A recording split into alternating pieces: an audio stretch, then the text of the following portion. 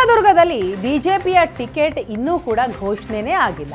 Ticket ಘೋಷಣೆಗೂ ಮುನ್ನವೇ ಅಲ್ಲಿ ಬಂಡಾಯ ಶುರುವಾಗಿದೆ. ಚಿತ್ರದುರ್ಗದಲ್ಲಿ ಸ್ಥಳೀಯ ಅಭ್ಯರ್ಥಿಗೆ ಟಿಕೆಟ್ ಕೊಡಲೇಬೇಕು ಅಂತ ಆಗ್ರಹಿಸಲಾಗ್ತಾ ಇದೆ.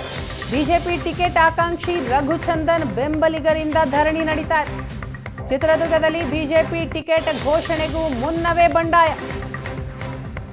ಸ್ಥಳೀಯ ಅಭ್ಯರ್ಥಿಗೆನೇ ಟಿಕೆಟ್ ಕೊಡಬೇಕು ಅಂತ ರಘುಚಂದನ್ ಬೆಂಬಲಿಗರು ಆಗ್ರಹಿಸ್ತಾ ಇದ್ದಾರೆ.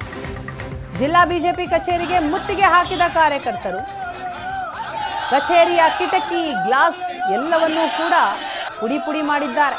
ಟಿಕೆಟ್ ಘೋಷಣೆಗೂ ಮುನ್ನವೇ ಕಾರಜೋಳ ವಿರುದ್ಧ ಆಕ್ರೋಶವನ್ನು ವ್ಯಕ್ತಪಡಿಸ್ತಾ ಇದ್ದಾರೆ. ಬಿಜೆಪಿ ಟಿಕೆಟ್ ಆಕಾಂಕ್ಷಿಯಾಗಿರುವ ಕಾರಜೋಳ ಈಗ ಬಿಜೆಪಿ ಕಚೇರಿಯ ಮುಂದೆನೇ ರಘುಚಂದನ್ ಬೆಂಬಲಿಗರು ಪ್ರತಿಭಟನೆ ಮಾಡಿದ್ದಾರೆ, ಧರಣಿ ಕೂತಿದ್ದಾರೆ. ಹೊಳಲ್ಕೆರೆ ಬಿಜೆಪಿ ಶಾಸಕ ಎಂ ಚಂದ್ರಪ್ಪ ಪುತ್ರ ರಘುಚಂದನ್ ಬಿಜೆಪಿ ಕಚೇರಿಯ ಮುಂದೆ ರಘುಚಂದನ್ ಬೆಂಬಲಿಗರಿಂದ ನಡೆದಂತಹ ಪ್ರತಿಭಟನೆಯ ದೃಶ್ಯ ನೋಡ್ತಾ ಇದ್ದೀರಿ. ಮತ್ತೊಂದು ಕಡೆ ಕಚೇರಿಯ ಕಿಟಕಿ ಗ್ಲಾಸ್ ಅನ್ನ ಪುಡಿ ಮಾಡಿದ್ದಾರೆ. ಈ ಮುಖಾಂತರ ತಮ್ಮ ಆಕ್ರೋಶವನ್ನ ಹೊರಹಾಕಿದ್ದಾರೆ. ಸ್ಥಳೀಯರಿಗೇನೇ ಟಿಕೆಟ್ ಕೊಡಬೇಕು ಅಂತ ಒತ್ತಾಯ ಮಾಡ್ತಿದ್ದಾರೆ.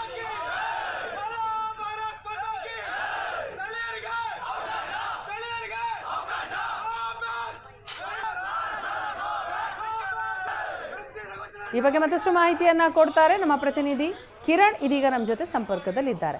ಕಿರಣ್, ಚಿತ್ರದುರ್ಗದ ಟಿಕೆಟೇ ಅನೌನ್ಸ್ ಆಗಿಲ್ಲ, ಆಗ್ಲೇ ಬಂಡಾಯನ, ಈ ರೀತಿ ಆಕ್ರೋಶನ ಏನಾಯ್ತು? ಏನ್ ಒತ್ತಾಯ ಮಾಡ್ತಾ ಇದ್ದಾರೆ? ಖಂಡಿತ ವೀಣಾ, ಏನಂತಂದ್ರೆ ಚಿತ್ರದುರ್ಗದ ಬಿಜೆಪಿ ಅಭ್ಯರ್ಥಿ ಘೋಷಣೆನೇ ಆಗಿಲ್ಲ.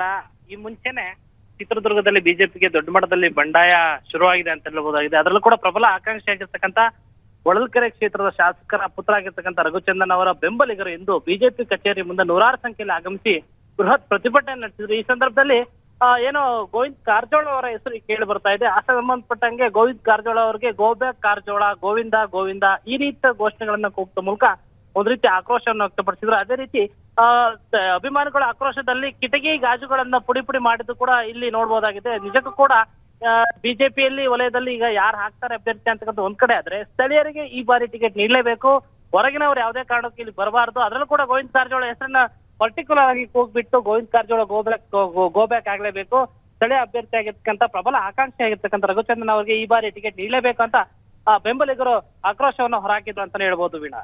ಥ್ಯಾಂಕ್ ಯು ಕಿರಣ್, ತಮ್ಮ ಮಾಹಿತಿಗಾಗಿ.